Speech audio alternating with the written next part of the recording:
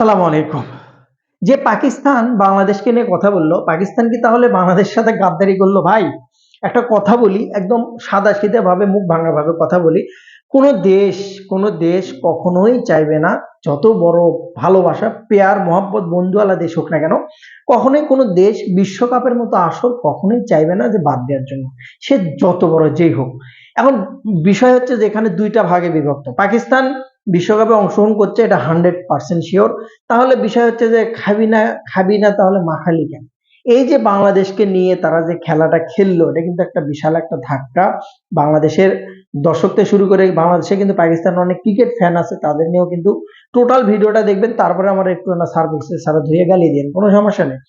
তো পাকিস্তান জিনিসটা দেখেন যে তারা কিন্তু প্রথম থেকে বলে আসছে, এবং পাকিস্তানের যে প্রেসিডেন্ট, যে প্রধানমন্ত্রী, সে দেশে আসার পরেও মিটিং হয়েছে, এবং তার আগে থেকে কিন্তু বাংলাদেশের এই ইস্যুটা যখন তৈরি হয়েছে ইন্ডিয়ার সাথে, তখন থেকে পাকিস্তান বারবার বলে আসছে যে আমরাও বিশ্বকাপ বয়কট করব।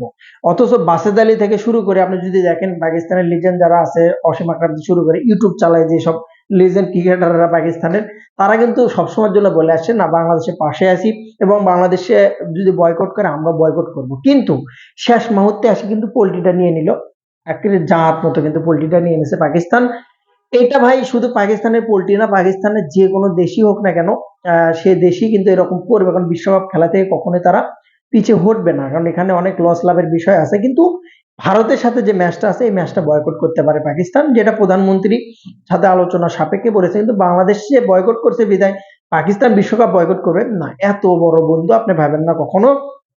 এবারে সে ভালো দিক নিয়ে, এখন পর্যন্ত বাংলাদেশের এই যে প্রবলেম, এই যে যে সমস্যাটা বিশ্বকাপ নিয়ে ভারতের সাথে বাংলাদেশের, এইটা নিয়ে আপনি যদি দেখেন যে একমাত্র পাকিস্তান ছাড়া কেউ কিন্তু কথা বলেনি। এটা কিন্তু আপনাকে মানতে হবে। পাকিস্তান নিজেদের স্বার্থে কথা বলেছে।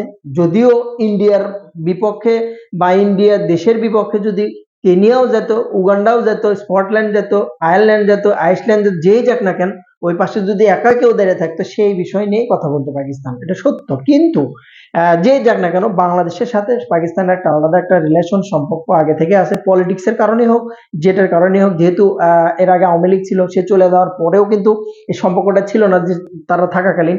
সো এই সম্পর্কটা কিন্তু নতুন করে জোরদার হচ্ছে পাকিস্তানের। আজকে কিন্তু বাংলাদেশের বিমান 14 বছর পর পাকিস্তানে যে নামছে, ভালো সংবর্ধনা দিচ্ছে। এই যে কমিউনিকেশনটা, সেই জায়গা থেকেও কিন্তু পাকিস্তানের অনেক লিজেন্ড বাংলাদেশের পক্ষে কথা বলেছে, এবং বাংলাদেশকে ভালো বলেছে, এবং বাংলাদেশকে সাথে যে অন্যায় করা হয়েছে সেই বিষয়টা নিয়ে বরাবরই কিন্তু প্রতিবাদ করেছে। এই কথাটুকু আপনি অন্য দেশের কারো কাছে সহজে আপনি পাবেন না, যেটা পাকিস্তান করেছে। এটা দেখানোর জন্য হোক, লোভের জন্য হোক, স্বার্থের জন্য হোক, যেটার জন্যই হোক, যে বিশ্ব ক্রিকেটে একমাত্র বাংলাদেশের পক্ষে রিসেন্ট পাকিস্তানি কথা বলেছে। কোনো দেশই চাবে না সে বিশ্বকাপ বয়কট করার জন্য। তবে যেটুকু করেছে, যেটুকু বলেছে, আইসিসিতে ভোট দেওয়া সহ, এটা আপনাকে স্বীকার করতে হবে যে পাকিস্তান এটুকু ভালো করেছে অন্তত বাংলাদেশের জন্য। তারা নিজেদের স্বার্থে করুক বা অভিনয় করে হোক বা নিজেদের স্বার্থ হাসিলের জন্য করুক। তবে একটা জিনিসই খারাপ লাগছে যে আগে থেকে পাকিস্তান কেন বললো যে বিশ্বকাপ আমরা বয়কট করবো, বয়কট করবো? এই যে এই জিনিসটা বলাটা উচিত হয়নি, যেটা মিথ্যা আশ্বাস ছিল, ধোঁকাবাজি যাকে বলে বাংলা দিয়ে। তো পাকিস্তান বলা চলে তাহলে বাংলাদেশের সাথে ছোটখাটো একটা ধোঁকাই দিয়ে দিল, যে কথা দিয়ে কথা রাখলো না, এরকম মানে ওই যে খাবি না তাহলে মাখালি কেন, জিনিসটা বলার দরকার ছিল না। তারা এমনি বলতে পারতো যে আমরা পাশে আছি, আমরা পাশে থাকবো, বাংলাদেশ ক্রিকেটকে সহযোগিতা করব, বিশ্বকাপে যাচ্ছে আমরা জয় উৎসর্গ করব, হাবি জাবি অনেক কিছু বলার মতো তো আছে। তো এই জিনিসটা করতে পারতো পাকিস্তান, যেটা কিন্তু আমার কাছে সাধারণ অর্থে খুব বিট্রয় মনে হয়েছে, ফলস কথা মনে হয়েছে। যেসব ইউটিউবার, লিজেন্ড ইউটিউবাররা বাংলাদেশের পক্ষে কথা বলছিল, তারাই আসছে 2 দিন আগে কিন্তু তারা বলতেছে যে না, বিশ্বকাপ বয়কট না, বয়কট করাটা ঠিক হবে না, এটা অন্যায় হবে। কিন্তু তারাই কিন্তু আবার 5 দিন 7 দিন আগেই কিন্তু বলেছিল যে না, বিশ্বকাপ আমরা বাংলাদেশের জন্য বয়কট করব, সবকিছু করতে রাজি আছি বাংলাদেশের জন্য। এই যে পোল্ট্রিটা, এই পোল্ট্রিটা নেওয়াটা ঠিক হয়নি, এটা আমার কাছে খুব খারাপ লেগেছে। তবে বাংলাদেশের পাশে তারা ছিল, এটা আমি আজরি স্বীকার করব। অপরপক্ষে ইংল্যান্ড কিন্তু বিশ্বকাপ খেলতে অলরেডি অনীহা প্রকাশ করে দিয়েছে ভারতে, যেটা কোন ঠাসায় কিন্তু ভারত বলাই চলে। সেদিক থেকে যদি বিশ্বকাপটা সরে শ্রীলঙ্কাতে নিয়ে আসে, লস কিন্তু ইন্ডিয়ার প্রচুর পরিমাণে হবে। ইন্ডিয়াও আসলে অলিম্পিক যেহেতু অংশগ্রহণ করবে, সব মিলে কিন্তু ইন্ডিয়া ভালোভাবে চাপে আছে। তবে ইন্ডিয়ারও অনেক লেজেন্ড আছে যারা কিন্তু বলতেছে, লিজেন্ড ক্রিকেটার যারা, তারা কিন্তু অবশ্যই বলতেছে যে পাকিস্তান যে বাংলাদেশকে নিয়ে খেলছে, যেটা কিন্তু প্রথমে বিশ্বাস করার যোগ্য ছিল না, কিন্তু এখন বোঝা যাচ্ছে যে আসলে পাকিস্তান বাংলাদেশের পক্ষে কথা বলে বা আগে থেকে বলে এটা ঠিক আছে, বাট পোল্টি নিয়েছে বা পোল্টি নেওয়ার জন্যই কিন্তু বলেছে। তার কিছুটা প্রমাণ আমরা একটু দেরিতে হলেও পেলাম। তবে পাকিস্তান বড় কথা না, আমাদের দেশের স্বার্থে, দেশের জন্য বাংলাদেশের ক্রিকেট এখন পর্যন্ত যেহেতু তাদের কথায় অনড় আছে, এটা আমার কাছে ব্যক্তিগতভাবে যদি আমি বলি আমার কাছে ভালো লেগেছে।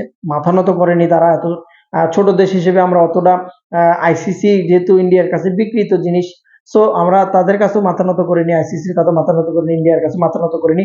মাথা উঁচু আছে এখনো। ক্রিকেটের ক্ষতি হবে, এটা স্বাভাবিক বিষয়, আগেই জানার বিষয় যে এত বিশ্বকাপ বয়কট করলে ক্রিকেটের অনেক ক্ষতি হয় এবং বলা চলে যে আপনি যদি সামনে বিশ্বকাপ অংশগ্রহণ করেন সেখানেও আপনার অনেক ঝামেলা পোহাতে হবে, অনেকগুলো ম্যাচ খেলতে হবে, প্রস্তুতি ম্যাচ খেলতে হবে, কোয়ালিফাই করে তবেই অংশগ্রহণ করতে হবে। তো এরকম নানান বিষয় আছে, তো এটা কোনো ব্যাপার না, একটা বিশ্বকাপ খেলে না খেললে কিছু হবে না, আহামরি ক্ষতি হবে, এটা মেনে নিয়ে আপনাকে আগাতে হবে। বাট দেশ আগে, দেশের কথা আপনি ভেবে মাথা নত না করে যদি আপনি আগান, এটা আপনি মেনে নিতে পারবেন। বেস্ট অফ লাক, ভালো থাকুন।